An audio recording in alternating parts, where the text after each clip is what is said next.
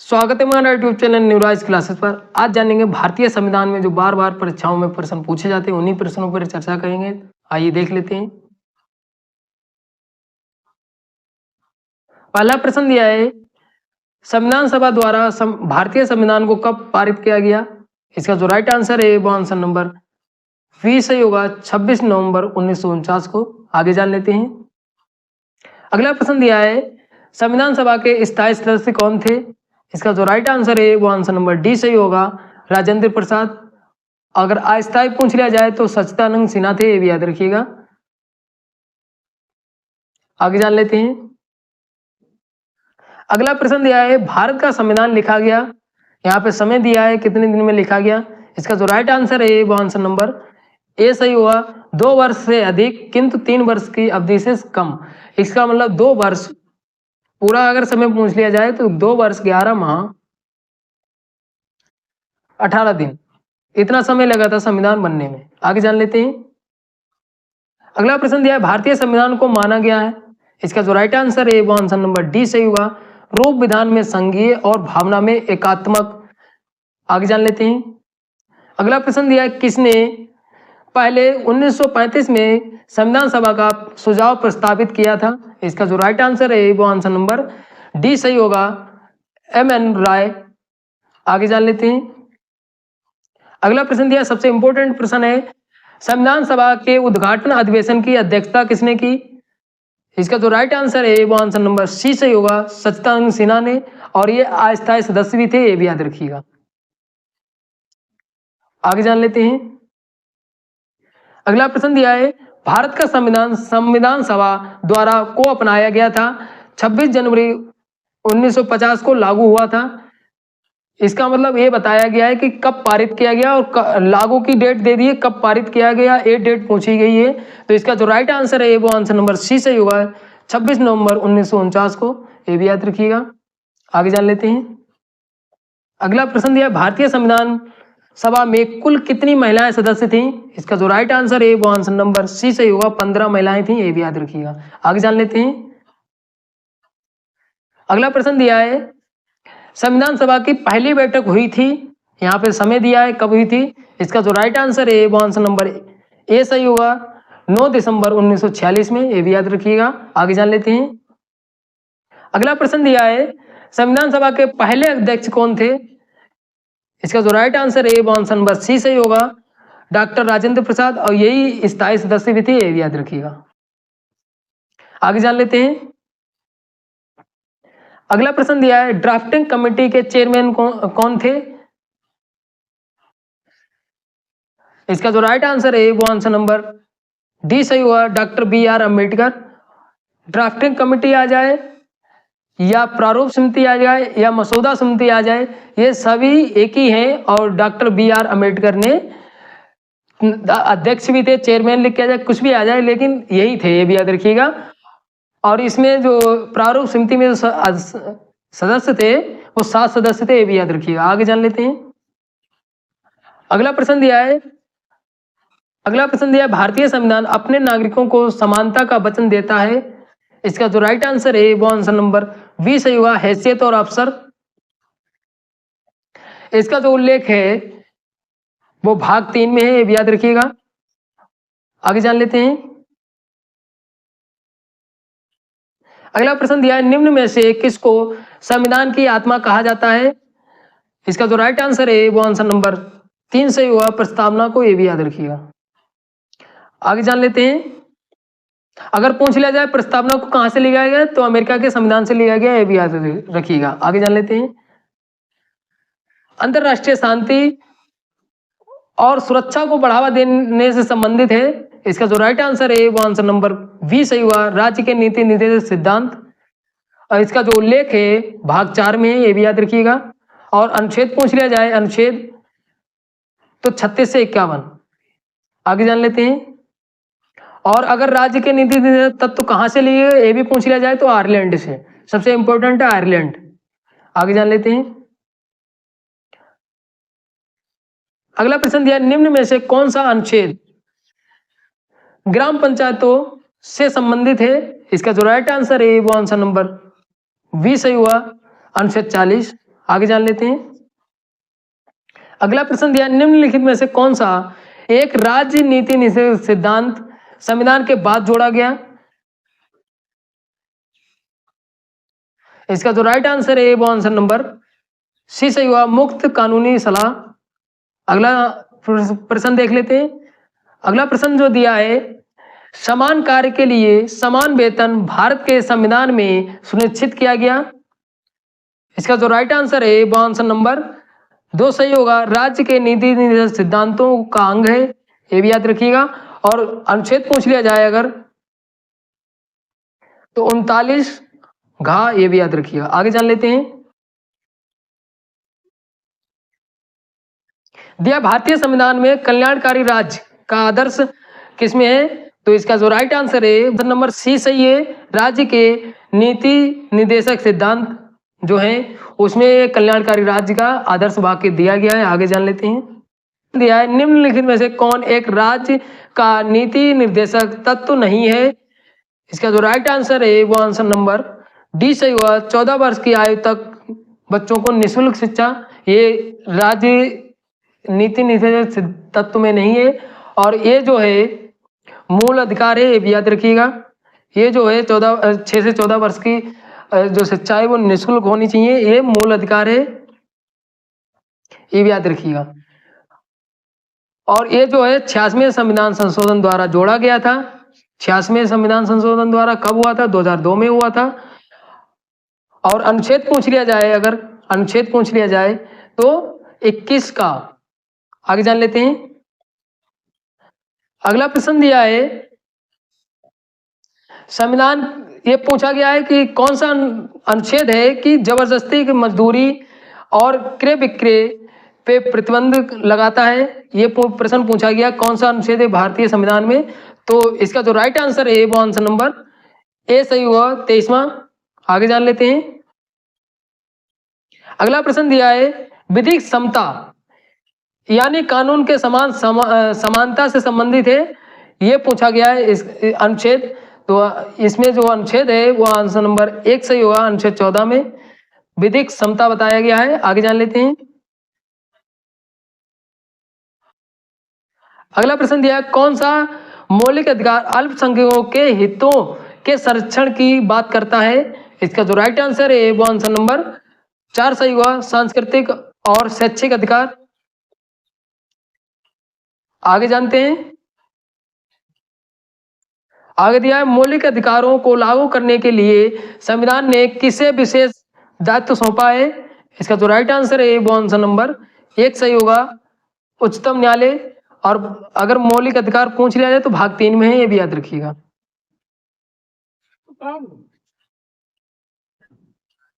और मौलिक अधिकार अगर पूछ लिया जाए कितने हैं तो 6 हैं। आगे जान लेते हैं। अगला प्रश्न दिया है, संवैधानिक उपचारों का अधिकार के तहत आता है?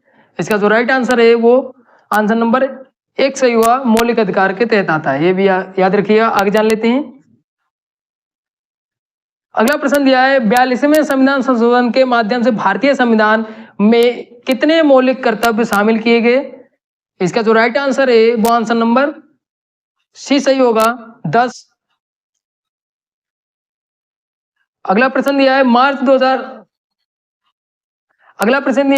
2019 तक उपलब्ध जानकारी को अनुसार भारतीय संविधान में कितने मौलिक कर्तव्य हैं?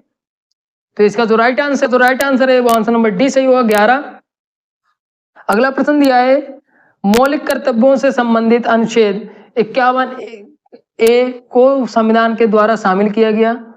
51A को कब शामिल किया गया, कौन से अनुच्छेद के तहत, कौन से संविधान संशोधन के तहत? तो इसका जो राइट आंसर है वो आंसर नंबर 2 सही होगा, 42वें संविधान संशोधन के द्वारा शामिल किया गया था। आगे जान लेते हैं। अगला प्रश्न दिया है, भारतीय संविधान में कितने मौलिक कर्तव्य दिए गए हैं? तो इसका जो राइट आंसर है वो आंसर नंबर सी सही होगा, 11। आगे जान लेते हैं। अगला प्रश्न दिया, निम्नलिखित में से कौन सी समिति ने मूल कर्तव्यों को संविधान में शामिल करने का सुझाव दिया? समिति का नाम पूछा है। इसका जो राइट आंसर है वो आंसर नंबर डी सही हुआ, स्वर्ण संघ समिति। आगे जान लेते हैं। अगला प्रश्न दिया, प्रतिवर्ष भारत में राष्ट्रीय पंचायती दिवस मनाया जाता है, कब मनाया जाता है? इसका जो राइट आंसर है वो आंसर नंबर 2 सही होगा 24 अप्रैल को। अगला प्रश्न दिया है निम्नलिखित में से क्या पंचायती राज संस्था में नहीं है? इसका जो राइट आंसर है वो आंसर नंबर डी सही होगा, ग्राम सहकारी संस्था। आगे जान लेते हैं। अगला प्रश्न दिया है किस समिति ने त्रिस्तरीय पंचायती प्रणाली की अनुशंसा की? इसका जो राइट आंसर है वो आंसर नंबर डी सही होगा, बलवंत राय मेहता। इसके जो गठन हुआ था वो 1957 में हुआ था, ये भी याद रखिएगा। आगे जान लेते हैं। अगला प्रश्न दिया है किस राज्य में पंचायती राज प्रणाली नहीं है? तो इसका जो राइट आंसर है वो आंसर नंबर 3 सही होगा, नागालैंड में। और अगर पूछ लिया जाए सबसे पहले कहाँ लागू हुई थी जो पंचायती राज प्रणाली, तो राजस्थान में लागू हुई थी, ये भी याद रखिएगा। राजस्थान का एक जिला है नागौर, वहां पे सबसे पहले लागू हुई थी, ये भी याद रखिएगा। अगला प्रश्न दिया भारत में पंचायती राज की त्रिस्तरीय व्यवस्था का अनुमोदन किसके द्वारा किया गया? तो इसका जो राइट आंसर है वो आंसर नंबर 1 सही हुआ, बलवंत राय। आगे जान लेते हैं। अगला प्रश्न दिया है भारतीय संविधान के अंतर्गत निम्नलिखित में से कौन एक मौलिक कर्तव्य नहीं है? इसका जो राइट आंसर है वो आंसर नंबर 1 सही होगा, लोक चुनाव वोट डालना, ये मौलिक कर्तव्य नहीं है। आगे जान लेते हैं। अगला प्रश्न दिया है किस अनुच्छेद के तहत लोकसभा राज्यसभा की संयुक्त बैठक को राष्ट्रपति द्वारा बुलाया जा सकता है? इसका जो राइट आंसर है वो आंसर नंबर सी सही होगा, 108 अनुच्छेद जो है उसके तहत बुलाया जा सकता है। आगे जान लेते हैं। अगला प्रश्न दिया है भारत में पंचायती राज स्थापित करने वाला प्रथम 2 राज्य कौन है? तो इसका जो राइट आंसर है वो आंसर नंबर 3 सही होगा, राजस्थान और आंध्र प्रदेश। अगला प्रश्न दिया पंचायती राज को पहली बार 2 अक्टूबर 1959 को जिले में पेश किया गया था।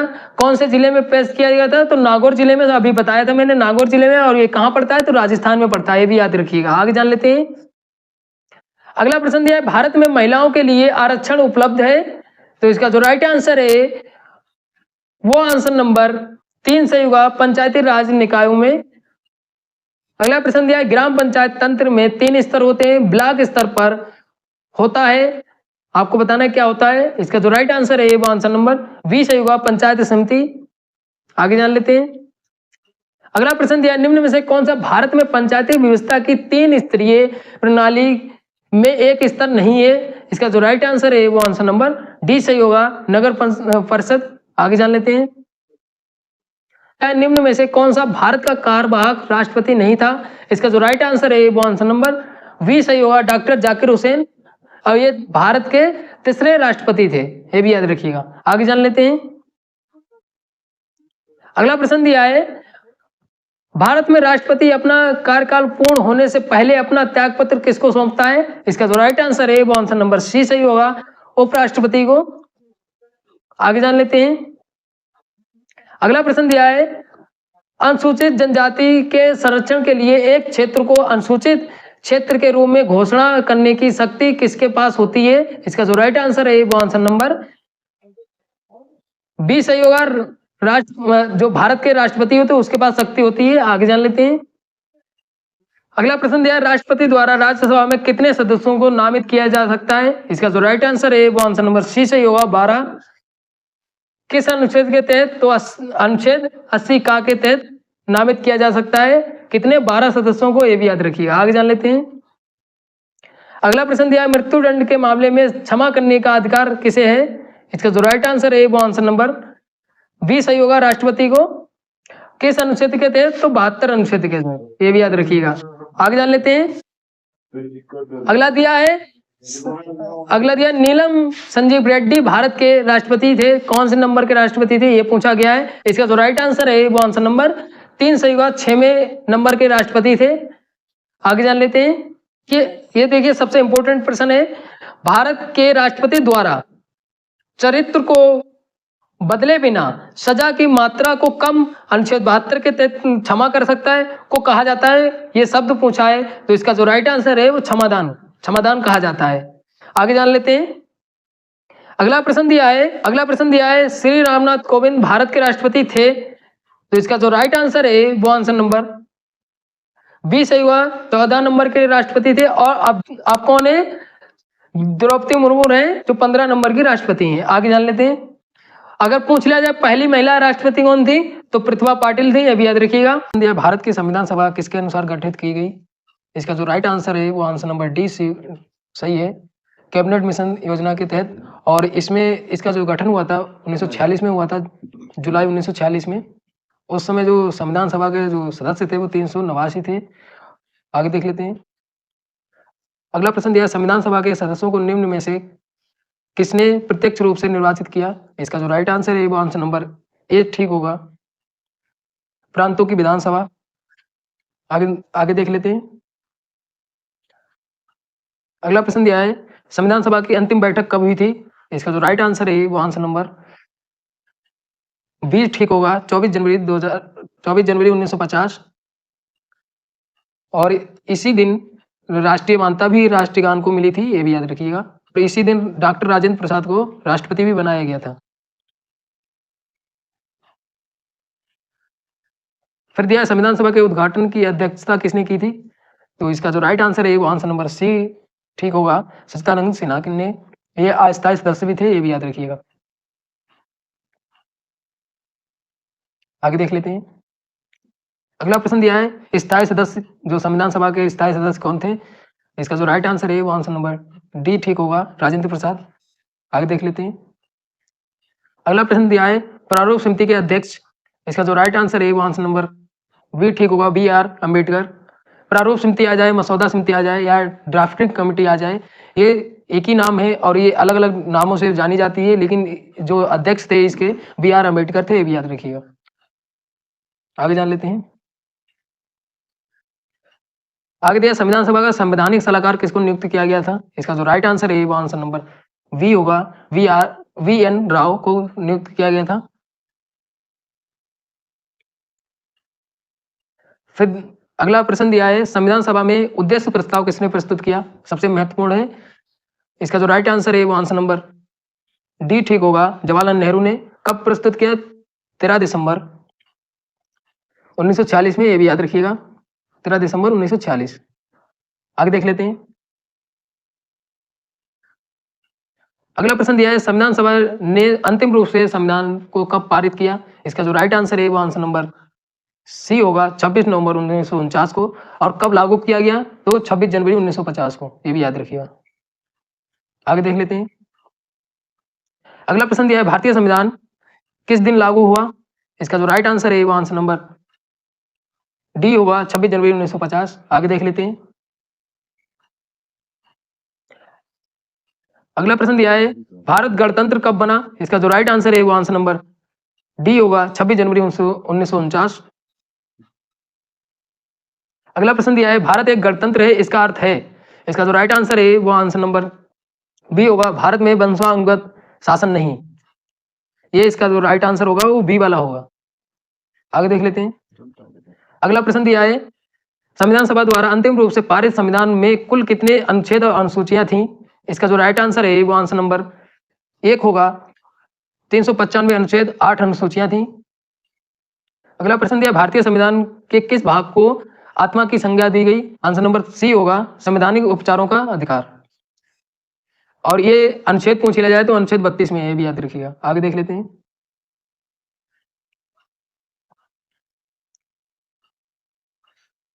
अगला प्रश्न दिया, वर्तमान में भारतीय संविधान में कुल कितनी अनुसूचियां हैं? इसका जो राइट आंसर है वो आंसर नंबर सी होगा, 12। आगे देख लेते हैं।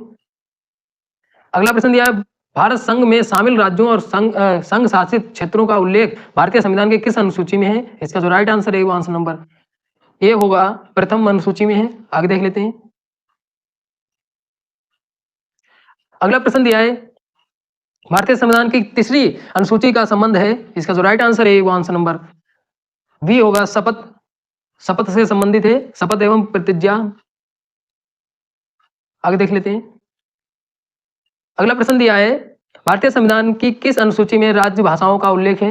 इसका जो राइट आंसर है वो आंसर नंबर बी होगा, 8वीं अनुसूची में। और कितनी भाषाएं शामिल हैं?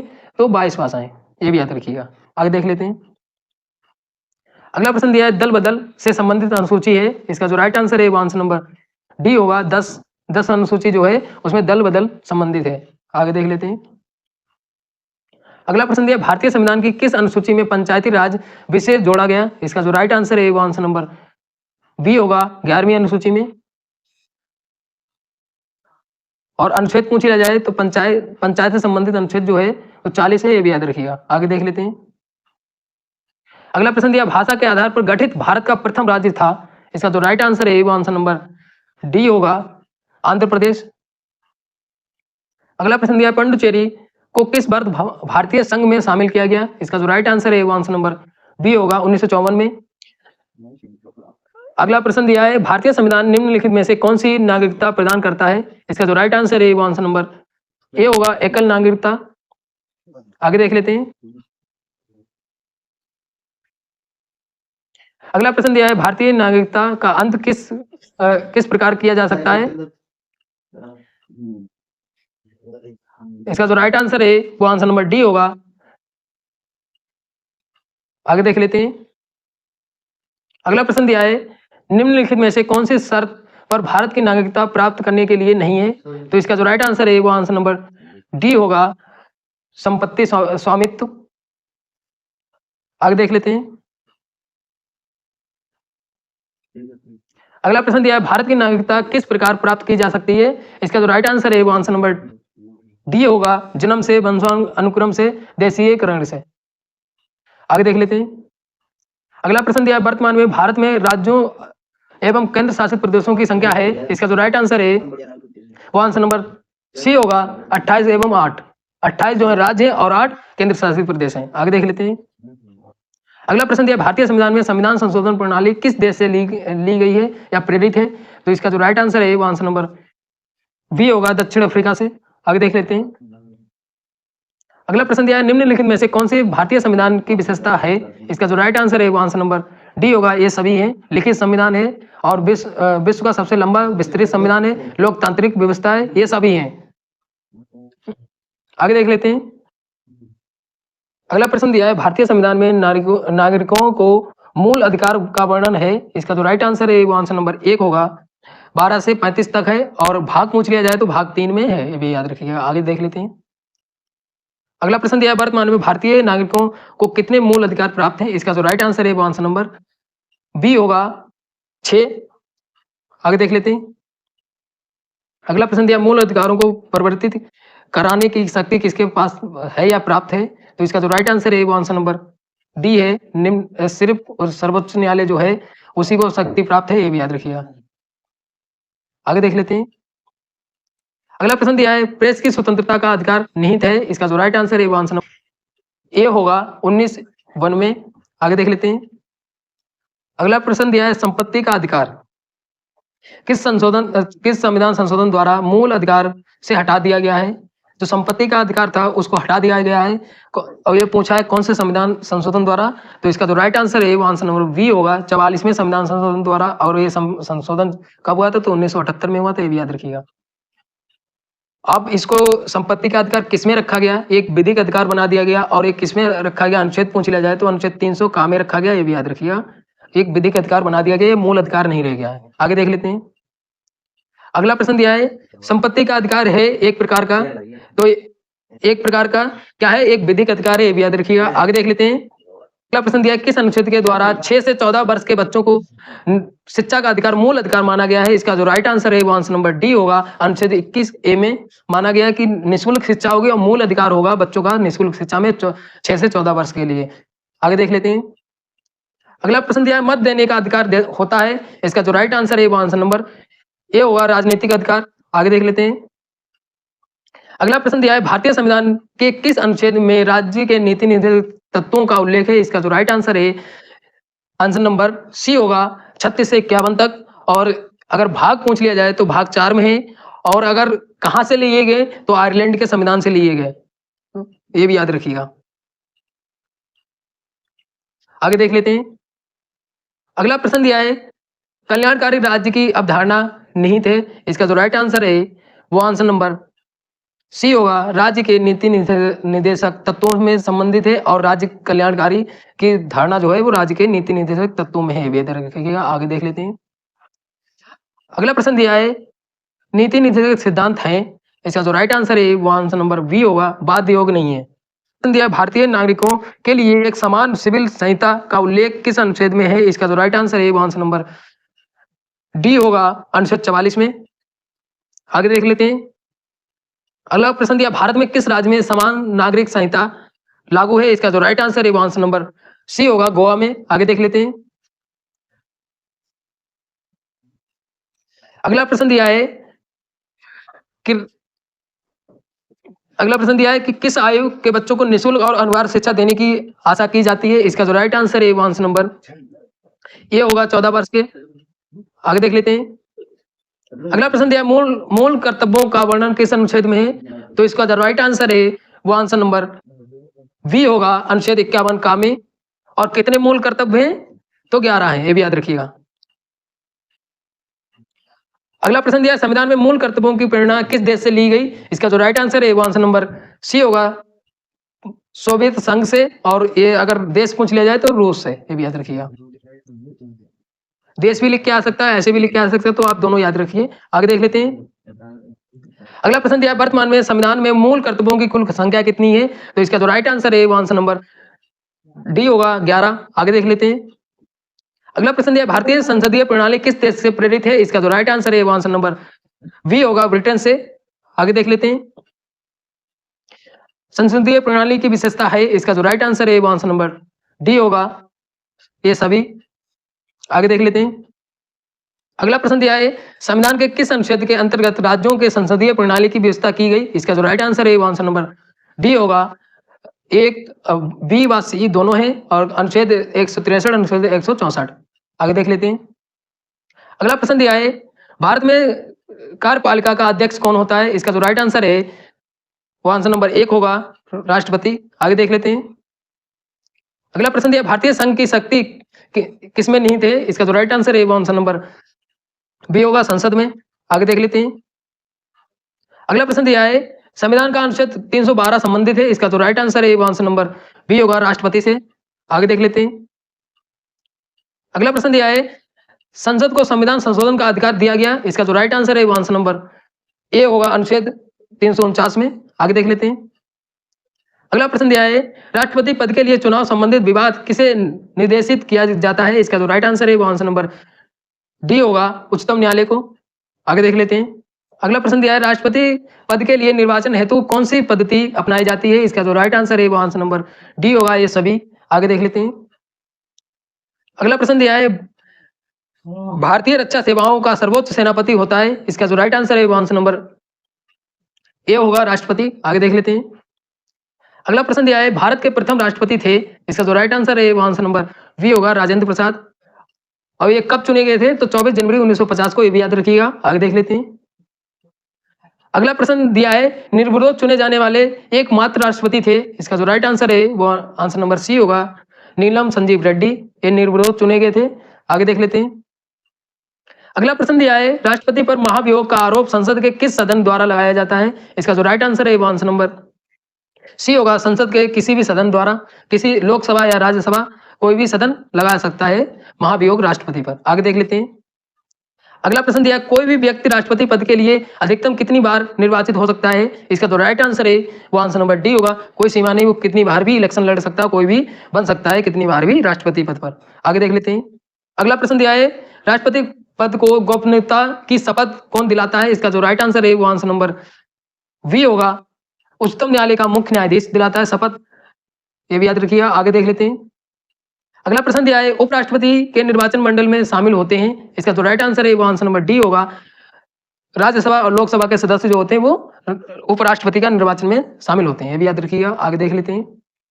अगला प्रश्न दिया भारत के उपराष्ट्रपति को पद से हटाया जा सकता है, इसका जो राइट आंसर है वो आंसर नंबर सी होगा, लोकसभा की सहमति से राज्यसभा। आगे देख लेते हैं। अगला प्रश्न दिया है राज्यसभा की बैठकों को का अध्यक्ष कौन होता है या सभापति कौन होता है? तो इसका जो राइट आंसर है वो आंसर नंबर वी होगा, उपराष्ट्रपति, ये भी याद रखिए। और राज्यसभा में 12 व्यक्तियों को ये नियुक्त भी करता है, ये भी याद रखिएगा। अगला प्रश्न दिया किस उपराष्ट्रपति की पद पर रहते ही मृत्यु हो गई थी? तो इसका जो राइट आंसर है वो आंसर नंबर ए होगा, कृष्णकांत की। आगे देख लेते हैं। अगला प्रश्न दिया निम्न में से कौन संसद का स्थायी और उच्च सदन है? इसका जो राइट आंसर है राज्यसभा उच्च सदन है और लोकसभा जो है वो निम्न सदन है, ये भी याद रखिएगा। आगे देख लेते हैं अगला प्रश्न दिया, लोकसभा राज्यसभा के दोनों अधिवेशनों के बीच अधिकतम कितने समय का अंतराल होना चाहिए? इसका जो राइट आंसर है वो आंसर नंबर बी होगा, 6 महीने के अंतराल पे होनी चाहिए। आगे देख लेते हैं। अगला प्रश्न दिया है, कोई विधेयक धन विधेयक है, इसका निर्णय कौन लेता है? इसका जो राइट आंसर है वो आंसर नंबर डी होगा, लोकसभा अध्यक्ष से, याद रखिएगा। आगे देख लेते हैं। अगला प्रश्न दिया है, संसद के संयुक्त अधिवेशन को कौन बुलाता है? इसका जो राइट आंसर है वो आंसर नंबर ए होगा, राष्ट्रपति बुला सकता है संसद के संयुक्त अधिवेशन को। आगे देख लेते हैं। अगला प्रश्न दिया है, भारतीय संविधान की कौन सी विशेषता इंग्लैंड से ली गई? इसका जो राइट आंसर है वो आंसर नंबर ए होगा, संसदीय प्रणाली।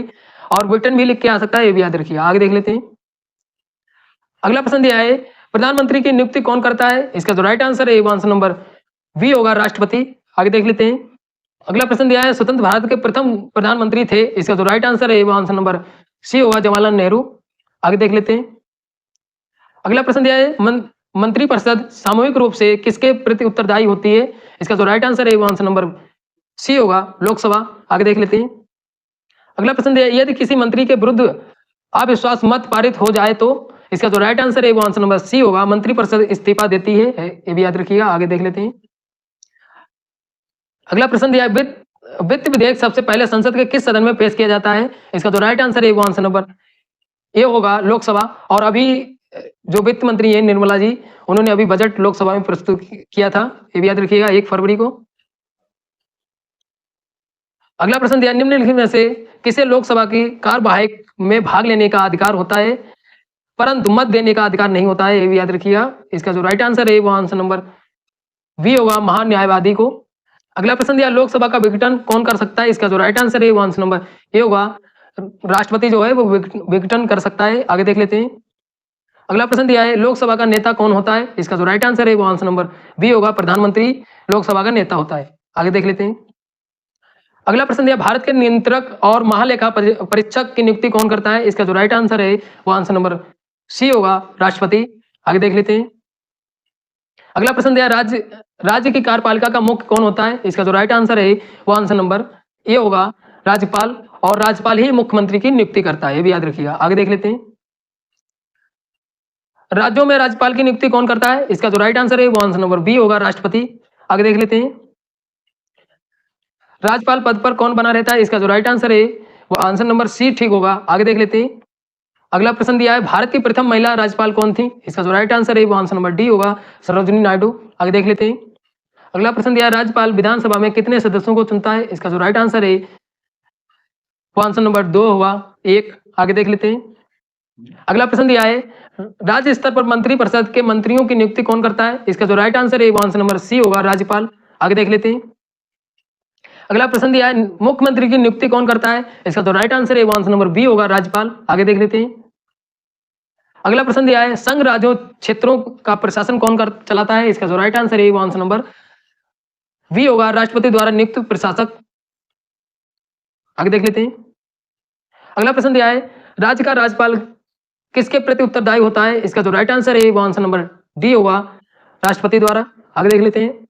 अगला प्रश्न दिया है, विधानसभा विधान परिषद में के कम से कम कितने एक वर्ष में कितने अधिवेशन होने चाहिए?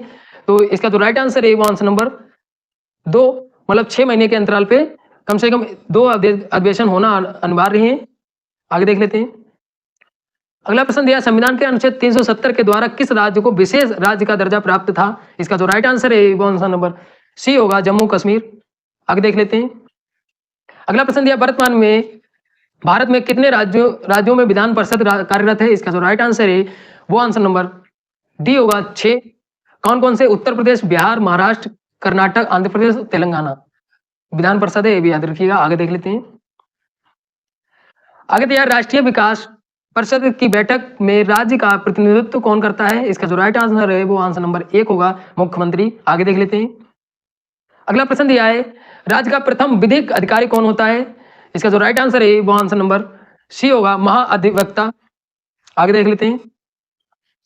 अगला प्रश्न दिया है, संविधान की राज्य सूची में कौन सा विषय नहीं है? इसका जो राइट आंसर है वो आंसर नंबर बी है, बीमा। आगे देख लेते हैं। अगला प्रश्न दिया, केंद्र एवं राज्यों के बीच शक्तियों का बंटवारा हुआ है? इसका जो राइट आंसर है वो आंसर नंबर डी होगा 7वीं अनुसूची में। आगे देख लेते हैं। अगला प्रश्न दिया है, भारत में संघ राज्यों का प्रशासन होता है। इसका जो राइट आंसर है वो आंसर नंबर ए होगा, राष्ट्रपति द्वारा। आगे देख लेते हैं। अगला प्रश्न दिया है, सेकारिया कमीशन द्वारा संस्तुति की गई अंतरराज्यीय परिषद का गठन संविधान के किस धारा के अंतर्गत किया गया है? इसका जो राइट आंसर है वो आंसर नंबर 1 होगा, धारा 263। आगे देख लेते हैं। अगला प्रश्न दिया है और आज का अंतिम प्रश्न है, भारतीय संविधान की 7वीं अनुसूची के अंतर्गत राज्य सूची में निम्नलिखित में किसका उल्लेख नहीं है? इसका जो राइट आंसर है वो आंसर सी, रेलवे की जो रेलवे है वो उल्लेख नहीं है 7वीं अनुसूची में, ये भी याद रखिएगा। और ये राज्य सूची का विषय नहीं है, केंद्र सूची का विषय है, ये भी याद। प्रश्न दिया है, कौन सा विषय संघ सूची के अंतर्गत समाविष्ट है? तो इसका जो राइट आंसर है वो आंसर नंबर बी होगा, जनगणना। आगे देख लेते हैं। अगला प्रश्न दिया है, कौन राज्य सूची में नहीं है? जो यहाँ पे विषय दिए हैं राज्य सूची के, उसमें ये बताना है कि कौन सा राज्य सूची में नहीं आता है। इसका जो राइट आंसर है वो आंसर नंबर डी होगा, सुरक्षा। अगला प्रश्न दिया है, सामाजिक सुरक्षा सामाजिक बीमा विषय है। यहाँ पे सूचियाँ दी हैं, इसमें से सूची बताना है कौन से सूची का विषय है। इसका जो राइट आंसर है वो आंसर नंबर ए होगा, संवर्ती सूची का। आइए देख लेते हैं। अगला प्रश्न दिया है, केंद्र शासित प्रदेश पर किसका शासन होता है? इसका जो राइट आंसर है वो आंसर नंबर सी है, राष्ट्रपति द्वारा नियुक्त प्रशासक का। अगला प्रश्न दिया है, संघ शासित क्षेत्रों के लिए प्रशासकों की नियुक्ति कौन करता है? इसका जो राइट आंसर है वो आंसर नंबर ए होगा, राष्ट्रपति। आगे देख लेते हैं। अगला प्रश्न दिया है, सर्वोच्च न्यायालय में मुख्य न्यायाधीश की नियुक्ति कौन करता है? इसका जो राइट आंसर है वो आंसर नंबर 1 होगा, राष्ट्रपति। आगे देख लेते हैं। प्रश्न दिया है, भारत के सर्वोच्च न्यायालय का न्यायाधीश कितनी उम्र तक अपने पद पर बना रह सकता है? इसका जो राइट आंसर है वो आंसर नंबर डी होगा, 65 वर्ष तक। अगला प्रश्न दिया, सर्वोच्च न्यायालय के प्रथम मुख्य न्यायाधीश कौन थे? इसका जो राइट आंसर है वो आंसर नंबर वी होगा, HK कनिया। आगे देख लेते हैं। अगला प्रश्न दिया है, संविधान की व्याख्या करने के लिए अंतिम अधिकार किसे प्राप्त है? इसका जो राइट आंसर है वो आंसर नंबर सी होगा, सर्वोच्च न्यायालय को। आगे देख लेते हैं। अगला प्रश्न दिया है, सर्वोच्च न्यायालय की पहली महिला न्यायाधीश थी। इसका जो राइट आंसर है वो आंसर नंबर बी होगा, M फातिमा बीवी। और सबसे इम्पोर्टेंट है, इनका अभी निधन हो चुका है। ये भी अगर उच्च न्यायालय की पूछ लें तो लीला सेठ थी।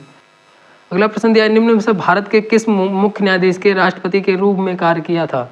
इसका जो राइट आंसर है वो आंसर नंबर 1 होगा, जस्टिस M हिदायतुल्लाह। आगे देख लेते हैं। प्रश्न दिया, सर्वोच्च न्यायालय के मुख्य न्यायाधीशों की संख्या में वृद्धि करने की शक्ति किसके पास है? इसका जो राइट आंसर है वो आंसर नंबर बी होगा, संसद को। आगे देख लेते हैं। आगे दिया है, भारत में न्यायपालिका है। इसका जो राइट आंसर है वो आंसर नंबर 1 होगा, आंसर नंबर 1 होगा, स्वतंत्र है न्यायपालिका। आगे देख लेते हैं। अगला प्रश्न दिया, भारत में कुल कितने उच्च न्यायालय हैं? इसका जो राइट आंसर है वो आंसर नंबर सी होगा, 25। अगला प्रश्न दिया, उच्च न्यायालय के मुख्य न्यायाधीश की नियुक्ति कौन करता है? इसका जो राइट आंसर है वो आंसर नंबर बी होगा, राष्ट्रपति। आगे देख लेते हैं। उच्च न्यायालय की भी नियुक्ति मुख्य न्यायाधीश की राष्ट्रपति ही करता है और सर्वोच्च न्यायालय की भी मुख्य न्यायाधीश की नियुक्ति राष्ट्रपति ही करता है। दोनों यह बातें याद रखिए। अगला प्रश्न दिया, उच्च न्यायालय के न्यायाधीश की किस आयु तक अपना पद धारण कर सकता है? इसका जो राइट आंसर है वो आंसर नंबर सी होगा, 62 वर्ष तक। आगे देख लेते हैं। अगला प्रश्न दिया है, जिला प्रशासन में सबसे महत्वपूर्ण एवं शीर्ष अधिकारी कौन होता है? इसका जो राइट आंसर है वो आंसर नंबर 1 होगा, जिलाधीश। अगला प्रश्न दिया, निम्न में से कौन से कार्य जिला कलेक्टर के कार्य हैं? इसका जो राइट आंसर है वो आंसर नंबर 4 होगा, ये सभी।